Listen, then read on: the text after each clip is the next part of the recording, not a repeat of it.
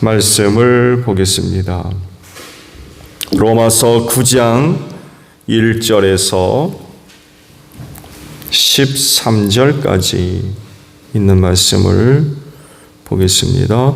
나는 그리스도 안에서 참말을 하고 거짓말을 하지 않습니다. 내 양심이 성령을 힘입어서 이것을 증언하여 줍니다. 나에게는 큰 슬픔이 있고 내 마음에는 끊임없는 고통이 있습니다. 나는 육신으로 내 동족인 내 교례를 위하는 일이면 내가 저주를 받아서 그리스도에게서 끊어질지라도 달게 받겠습니다. 내 종족은 이스라엘 백성입니다. 그들에게는 하나님의 자녀로서의 신분이 있고 하나님을 모시는 영광이 있고 하나님과 맺은 언약들이 있고 율법이 있고 예배가 있고 하나님의 약속들이 있습니다. 족장들은 그들의 조상이요 그리스도도 육신으로는 그들에게서 태어나셨습니다. 그는 만물 위에 계시며 영원토록 찬송을 받으실 하나님이십니다. 아멘. 그러나 하나님의 약속의 말씀이 패했다고는 할 수 없습니다. 이스라엘에게서 태어난 사람이라고 해서 다 이스라엘 사람이 아니고 아브라함의 자손이라고 해서 다 그의 자녀가 아닙니다. 다만 이삭에게서 태어난 사람만을 너의 자손이라고 부르겠다 하셨습니다. 이것은 곧 육신의 자녀가 하나님의 자녀가 되는 것이 아니라 약속의 자녀가 참 자손으로 여겨지리라는 것을 뜻합니다. 그 약속의 말씀은 내년에 내가 다시 올 때쯤에 설아에게 아들이 있을 것이다 한 것입니다. 그뿐만이 아니라 리브가도 우리 조상 이삭 한 사람에게서 쌍둥이 아들을 수태하였는데 그들이 태어나기도 전에 무슨 선이나 악을 행하기도 전에 택하심이라는 원리를 따라 세우신 하나님의 계획에 살아있게 하시려고 또 이러한 일이 사람의 행위에 근거하는 것이 아니라 부르시는 분께 달려있음을 나타내시려고 하나님께서 리브가에게 말씀하시기를 형이 동생을 섬길 것이다 하셨습니다. 이것이 성경에 기록한 바 내가 야곱을 사랑하고 에서를 미워하였다 한 것과 같습니다. 아멘.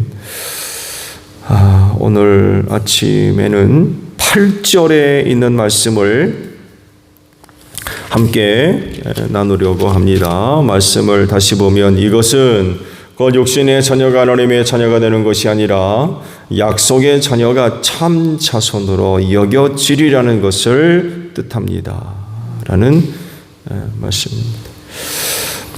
하나님은 우주 만물을 창조하셨고 또 창조주로서 그 모든 것들을 주관하시고 또 섭리하시며 이끄시고 통치하십니다. 그래서 어떤 것도 하나님의 주권과 섭리하심에서 벗어날 수가 없어요.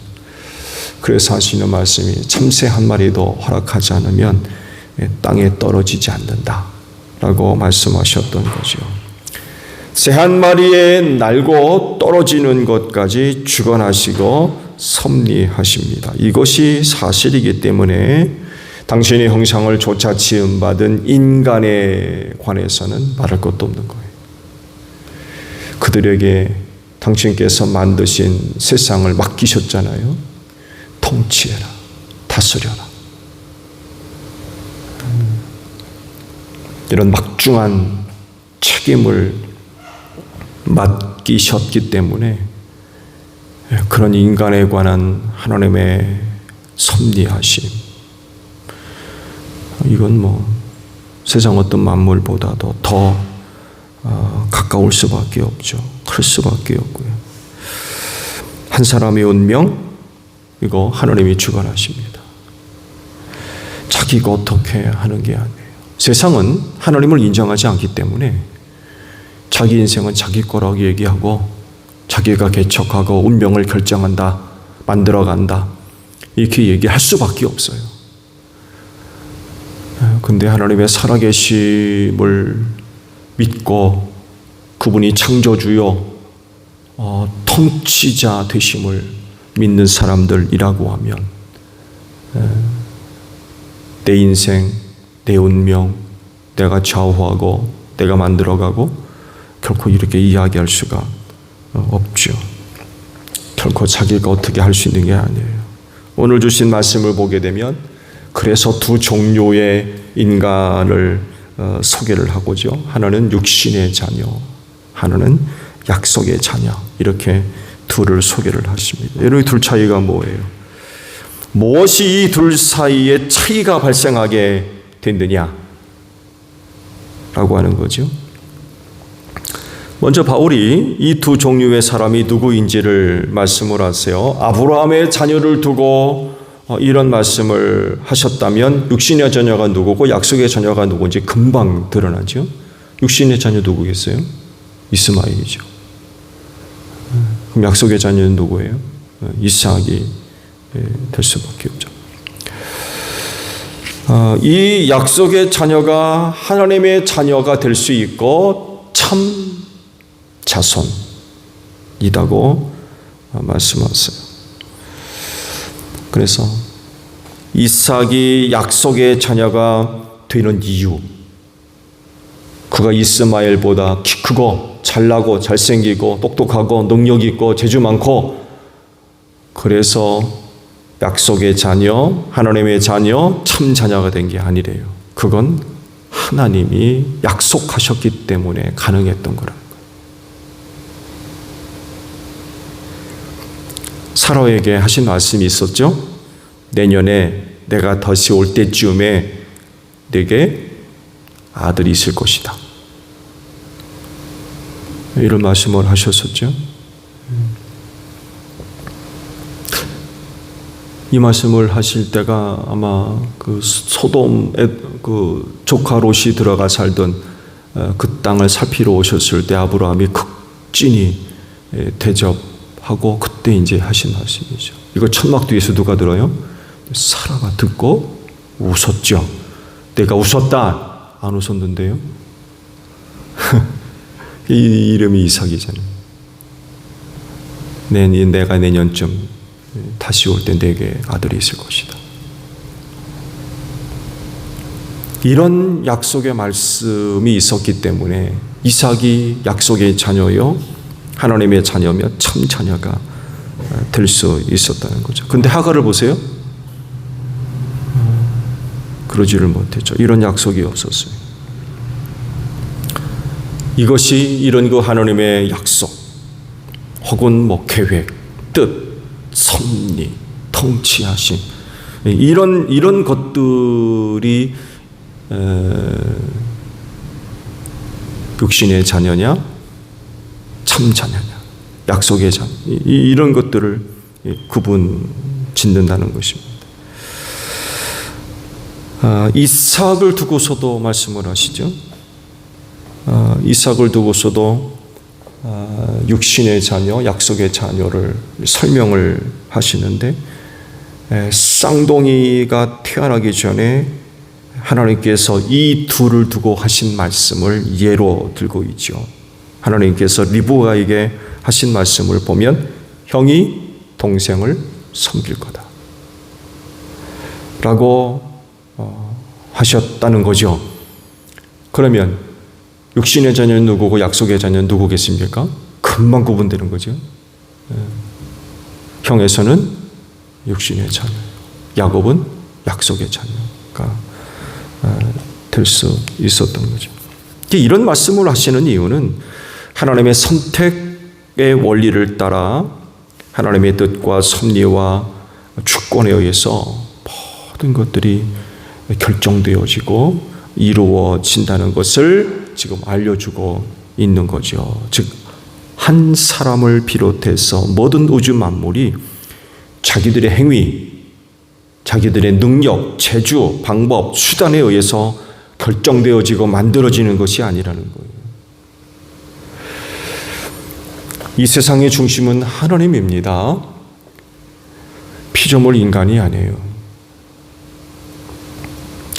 표면적으로 보게 되면 인간이 의도한 대로 뜻한 대로 능력과 힘을 가지고 만들어가고 창조해가고 이렇다고 얘기는 하지만 그러나 세상의 중심은 하나님입니다. 모든 것을 뜻대로 이루시고 이끄시며 섭리하시고 주관하시기 때문에 그래요. 여기에 사람은 마치 연극에 등장하는 엑스트라와 같아요. 주인공이 아니에요. 잠시 등장했다가 사라지는 엑스트라. 누구는 이렇게, 누구는 저렇게, 누구는 이런 모양으로, 누구는 저런 모양으로, 누구는 이런 색으로, 누구는 저런 색으로 나타나서 하나님의 뜻을 이루고 사라질 뿐이에요. 주인은 하나님이시기 때문에 그렇습니다. 인간이 갖고 있는 어떤 힘과 재주와 능력으로 이루어지고 만들어지는 게 아니고 전적인 하나님의 주권하에 있는 것들. 그리스도인은 이런 하나님의 뜻과 또 주권적인 섭리를 따라서 이루어진 겁니다. 그거 내가 어떻게 해서 된 게 아니라. 그리스도인? 그건 내가 어떻게 해서 된 겁니까? 그렇지 않습니다. 전에 죄로 인하여 악마의 자식이었지만 구원해 주셔서 하나님의 자녀가 되는 권세를 갖고 있는 그리스도. 이거 하나님의 은혜입니다. 하나님의 뜻 가운데에서 이루어진 일들이에요. 예수 그리스도를 믿으면 죄와 사망에서 구원하시고 뿐만 아니라 하나님의 자녀가 되는 권세를 주겠다. 이런 약속을 따라 그 은혜를 얻은 자들이 바로 그리스도인이라고 하는 것입니다. 이들이 바로 약속의 자녀라는 거죠. 참 자녀이고 이런 약속에 의해 오늘 우리가 그리스도인 되었기 때문에 그렇습니다. 이스마엘 같이 에서와 같이 육신의 자녀가 아니라 약속을 따라 하나님의 자녀가 된 사람들. 이건 역시 내가 갖고 있는 어떤 힘과 능력과 방법과 수단으로 얻어진 거 아닙니다. 오늘 말씀과도 같이 행위, 나의 어떤 행위로 도덕적이고 윤리적인 어떤 행위, 그게 아니라는 거예요. 전적인 하나님의 은혜 안에서 이루어진 것들이라는 거죠. 오래전부터 내가 만들어지기 이전부터 하나님은 나를 다 알고 계셨어요. 모든 것들을.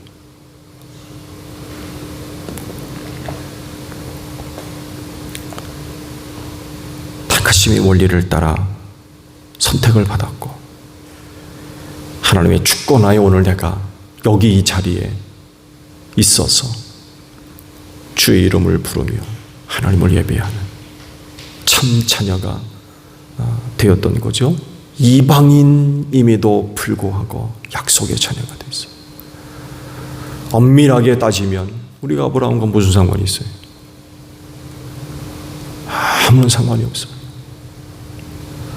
약속과 완전히 제외되어 있는 그런 사람들이었지만 그러나 그럼에도 불구하고 예수 믿게 하시고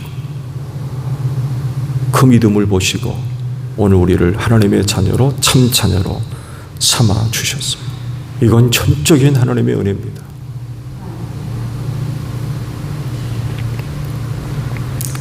한 사람의 구원과 멸망 다 하나님의 섭리와 주권과 뜻에 달려 있어요.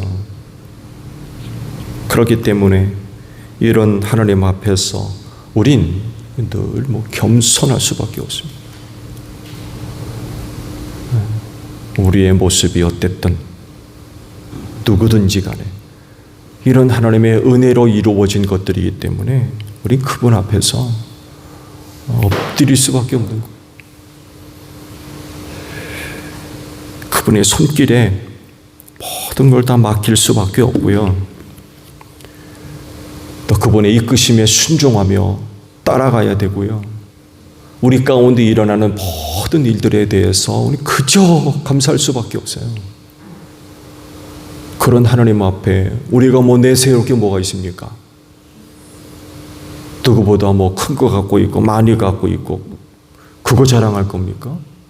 그런 것조차도 하나님이 허락된 은혜인데 그저 하나님 앞에 감사할 수밖에 없고 그분 손길에 다 맡겨야 되고 이끄심에 순종하며 모든 일에 그저 감사할 수밖에 없는 게 바로 우리입니다. 약속의 자녀가 되었기 때문에 여기엔 우리가 한 것이 없어요. 그분의 은혜 아래서 이루어진 일이기 때문에 또 하나의 놀라운 것은 그들에게 하나님께서 복을 주실 것이라고 하는 거예요. 약속의 자녀로 삼으셨기 때문에 결코 버리지 않으시고 포기하지 않으시고 모른다 하지 아니하시고 복 주실 것입니다. 그 은혜를 따라 이 땅에서 승리하게 될 것이고 최종적으로 하나님의 나라를 상속받게 될 줄로 믿습니다. 이것이 또한 하나님의 자녀요 참 자녀들이 갖고 있는 희망인 것 같아요. 희망. 오늘도 하나님의 섭리와 은혜 따라 하나님의 자녀 삼아주신 그 은혜를 생각하며 오늘도 하나님께 감사할 수 있는 여러분들이 되시기를 바랍니다. 주기도문 하겠습니다. 하늘에 계신 우리 아버지, 아버지의 이름을 거룩하게 하시며 아버지의 나라가 오게 하시며 아버지의 뜻이 하늘에서와 같이 땅에서도 이루어지게 하소서. 오늘 우리에게 일용할 양식을 주시고 우리가 우리에게 잘못한 사람을 용서하여 준 것 같이 우리 죄를 용서하여 주시고 우리를 시험에 빠지지 않게 하시고 악에서 구하소서. 나라와 권능과 영광이 영원히 아버지의 것입니다. 아멘. 기도하겠습니다.